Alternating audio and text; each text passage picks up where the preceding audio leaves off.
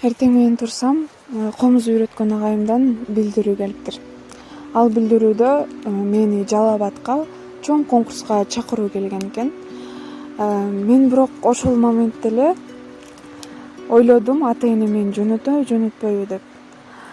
Бирок мен аябай баргым келип, ошол досторду тапкым келди, жаңы нерселерди көргүм келди. Ошентип ойлодум, бирок ата-энем ал убакта мага каршы болду.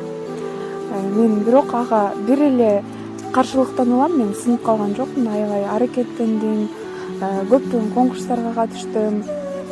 Ошондон улам ата-энем мага ишенип, андан кийинкилерде мага жардам бере баштады.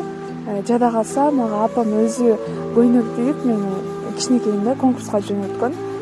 Ошолор мага мотивация болду. Мен турбашым керек, мен ырдашым керек деп мен аябай аракеттенип, ата-энемдин ишеничине кирдим. Көптөгөн конкурстарга жөнөтүштү, көптөгөн сыйлыктарды алдым.